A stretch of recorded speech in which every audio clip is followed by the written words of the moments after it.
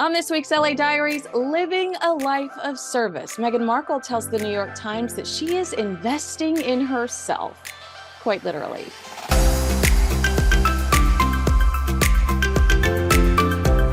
Meghan Markle has worn a lot of hats since leaving the British royal family. Podcast host, podcast producer, philanthropist, reality star, television producer, television host, copy intern, influencer, children's book author, anonymous book source, allegedly, and loving wife and mother. Did I miss anything?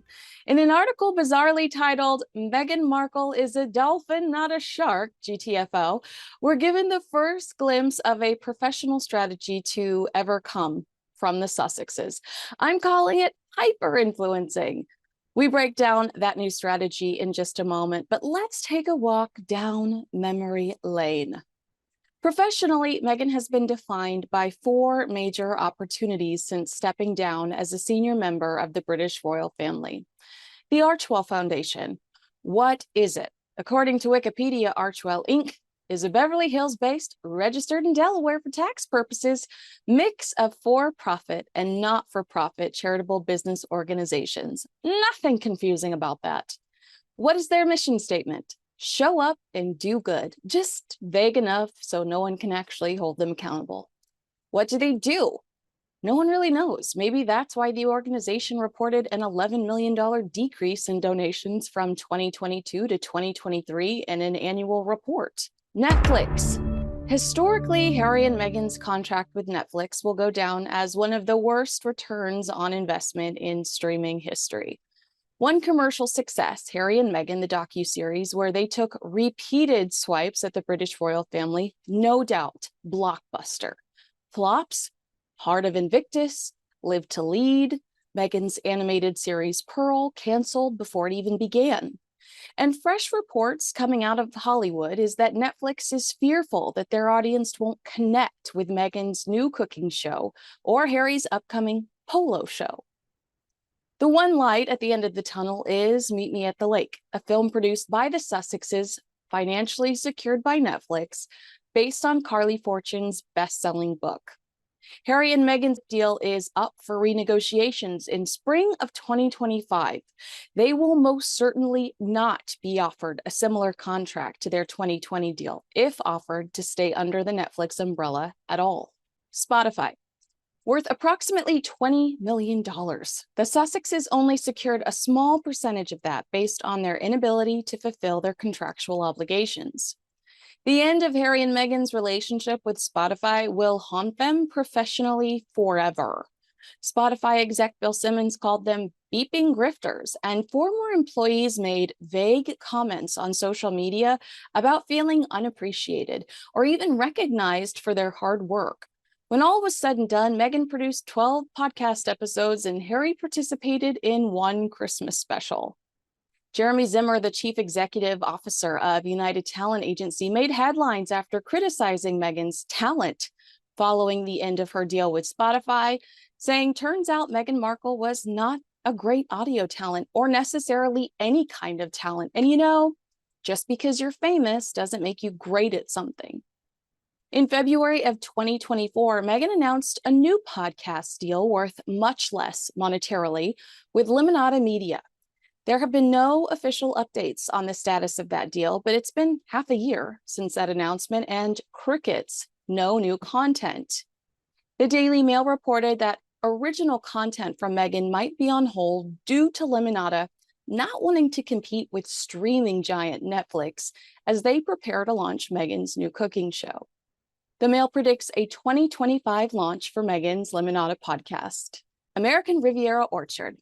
Blink twice if you need saving. Where are you? Both the Daily Beast and the Daily Mail reported that the release of Meghan's new cooking show will be timed with the launch of American Riviera Orchard. But someone certainly jumped the gun on the hype train.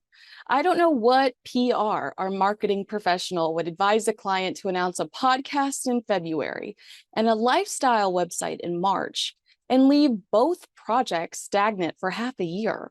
Archewell's decrease in donations, losing the $20 million Spotify deal, rumors that Netflix won't renew their contract, and a lot of announcements of new projects like American Riviera Orchard and Limonada Media at a standstill. doesn't exactly scream reliable collaborator or savvy girl boss. But in an interview with the New York Times on Wednesday, Meghan explained that she's been investing in small brands since the pandemic. She now has between 5 and 10 brands in her portfolio. She says each company is complementary to her own lifestyle brand, American Riviera Orchard. We know of at least 3 of Meghan's investments. Coffee brand Clever is a Santa Barbara-based company that makes instant latte blends made with brain-boosting and mood-lifting ingredients. They're marketed as an alternative to coffee, but they're not always caffeine-free. Financial services company Ethic is a venture capital firm that helps investors create portfolios that align their values with their financial goals. Ethic's platform integrates 19 sustainability pillars into investments to create portfolios that match clients' values and goals. Enjoy that word salad. First company Sesta Collective sells bags hand-woven by women in Rwanda that are then finished in Italy. Meghan told the New York Times, investing in them has helped me line up for this chapter where I'm investing in myself. She also told the New York Times that recognizing her influence as a working royal was a game changer. Meghan wears clothes. People buy clothes. It's literally called being an influencer. But while Meghan searches for a deeper meaning to influencing, telling the New York Times that she spends a lot of time just Googling and searching for brands she may be aligned with, she's inadvertently laid out the only professional strategy I've ever heard come out of her mouth. One where she truly is investing in herself. Here's how I expect it to work. Meghan will invest in a company. Meghan will wear that company's clothing or endorse their product. And all of these tangible items will then be available on AmericanRivieraOrchard.com. So she's making money 2 or 3 different ways, investing in these companies, affiliate links on her website, which is a way to monetize, or commission-based sales, another way to monetize. So Meghan potentially makes money as an investor and makes money from the actual point of sale. She wants this campaign to be like Oprah Winfrey's famous favorite things list, where female entrepreneurs are clamoring to be featured through Meghan Markle and American Riviera Orchard. You are the anointed one. I think what annoys me most about that article, aside from the fact that she compared herself to a dolphin, oh my God, dolphins are mine, is that she tries to sell herself as a martyr. She's giving back to the little guy. Actually, girl, you triple dipping. Sounds like you spotlight a certain brand now, and it directly benefits you. When the Princess of Wales wears a handbag, she doesn't receive a commission check in the mail. She might feature local talent on her tours, but it's just out of respect and to be nice. And I'm not calling Catherine a martyr, but I certainly appreciate the genuine gesture more coming from Catherine. Meghan has always wanted to be an influencer. Just look at the TIG. Back when she was a royal, she butted heads with palace staff because she wanted to keep the free swag. She wanted to accept gifts. That has always been important to her.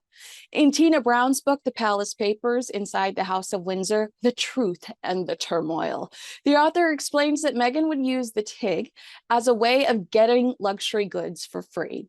Tina tattles, she won a reputation among the marketers of luxury brands of being warmly interested in receiving bags of designer swag.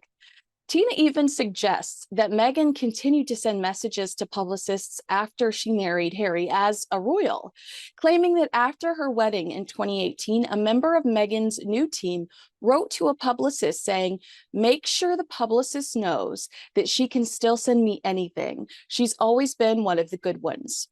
In an interview with the Washington Post to promote the Palace Papers, Tina said Meghan couldn't resist everything that was on offer on the celebrity buffet. Most recently, Tom Bauer wrote in his book, The House of Beckham, that Meghan Markle wanted free handbags and clothing from Victoria Beckham before snubbing the Spice Girl turned fashion queen. Now, some are calling Meghan stepping out in a silk $600 chocolate brown shirt by Victoria Beckham in Colombia in olive branch after their highly publicized feud. I call it just another publicity stunt. Of recognizing her superpower, Meghan told the New York Times, "Times when I know there is a global spotlight and attention will be given to each detail of what I may or may not be wearing, then I support designers that I have really good friendships with and smaller up-and-coming brands that haven't gotten the attention that they should be getting." She said, "That's one of the most powerful things that I'm able to do, and that's simply wearing like an earring." Wow, what a life of service you've chosen. I think American Riviera Orchard will have enough success, enough to justify its existence. If it becomes a well-oiled machine and keeps Meghan busy, she will find joy in that work, the same way she found joy in the TIG. However, managing all of American Riviera Orchard's moving parts will take a lot of work, and Harry and Meghan struggle to keep happy employees. That will be detrimental to their professional growth unless they can get a handle on that. They know of their poor professional reputation. That is why Team Sussex sent a bat signal to People magazine on Wednesday to shut down rumors that Meghan couldn't find an American Riviera Orchard CEO because she's a terror. They also had to squash the rumor to shift the focus on the Dolphin story. Is she a salt and pepper shaker, palm trees, holding hands, or a dolphin? Inquiring minds would like to smoke, whatever it is they're smoking. I would suggest finding one person Meghan can truly rely on and have that person managing the logistics and the hard conversations. And maybe that will distance Meghan from future bullying allegations. But this is her baby. This is her arena. It is all or nothing. Her emotions will likely be incredibly heightened as she knows that the world is watching to see if she will fail again. Meghan will use her lifestyle brand, Netflix show, and Limonada podcast to try to create a community to drown out her critics. But Meghan must display more commitment and discipline than we've seen from her in the last 4 years if she wants that to work. Meghan seems to quit when things get hard, and that's a difficult reputation to shake. Hey, if you've made it all the way to the end of this video, comment with a shark emoji or the word shark so I can see you. Justice for dolphins. Make sure you leave a comment, like, subscribe, and share with a friend. Thanks so much for watching. I'm Kinsey Schofield.